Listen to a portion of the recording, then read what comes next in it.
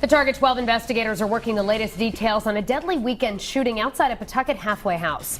A federal inmate was gunned down in broad daylight Sunday, and now we've learned investigators are looking into the attack as a possible gangland slaying. Now, the shooting happened on Quincy Avenue in Pawtucket around 9:30 Sunday morning. The victim, Napoleon Andrade, was transferred to the halfway house just last month to wrap up his sentence for robbing an associate of a New York mob family. Target 12 investigator Tim White is here now with the new information he's learned. Tim? Mike and Shannon, sources say investigators are looking at this as a potential organized crime execution, but they also know Napoleon Andrade had a lot of enemies.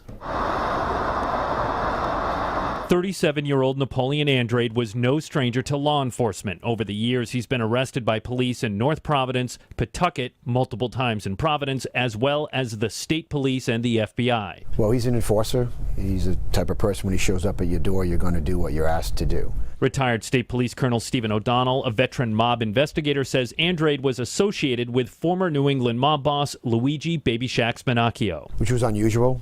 You know, a mob boss trusting someone outside of the mob family, but those relationships developed over years, and Louis Manocchio trusted him. Sources tell Target 12 investigators are looking to see if Andrade's murder was in retribution for a 2010 home invasion in Connecticut. The victim, a 78-year-old associate of the Gambino crime family.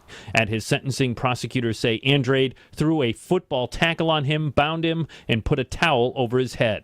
If, again, it turns out to be a mob hit, then yeah, putting some people on notice that there could be a resurgence. I think if law enforcement, I'm sure they're paying attention to it, to put a thumb right on that quickly. A spokesperson for the nonprofit that runs the halfway house says they believe the shooting was an isolated incident, but they are taking additional security measures. As we reported yesterday, longtime mob capo Edward Eddie Lato is at that halfway house wrapping up his sentence. O'Donnell says it is likely the Pawtucket police have questioned Lato and others who are living there as part of their investigation. With the Target 12 investigators, Tim White, Eyewitness News. Thank you, Kate. The Target 12 investigators are working new details now on a brazen shooting in Pawtucket.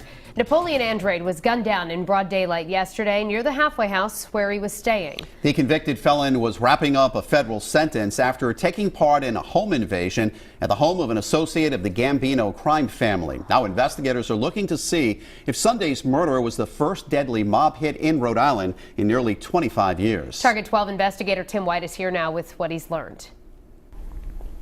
A spokesperson for the nonprofit that runs the halfway house where Andrade was staying tells me they believe the murder was an isolated incident, but they are adding additional security measures.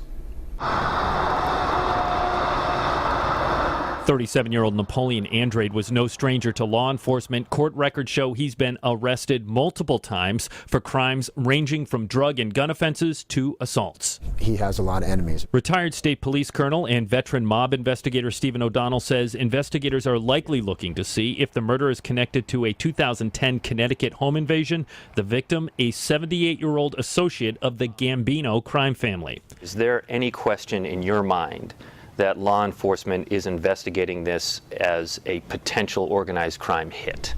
I would think they'd have to, just basically where it happened. O'Donnell points out the halfway house Andrade was staying in is also the current home to longtime mafia capo Edward Lato. Years ago, Andrade worked as a bouncer at strip clubs with organized crime ties. Lato is wrapping up his 9-year sentence for shaking down strip clubs for protection money. These people take an oath. I think you have to know that for life, and either they go to jail or they die. O'Donnell says yesterday's murder may be cause for concern for those who have cooperated in investigations against the mob, including Rhode Island capo Robert Bobby DeLuca, who is in prison, and his brother mobster Joseph DeLuca. This past summer, both testified against former mob boss Francis Cadillac Frank Salemi. Should they be concerned? I'd say absolutely. You never underestimate that family. That's, again, that thing of ours goes on for life.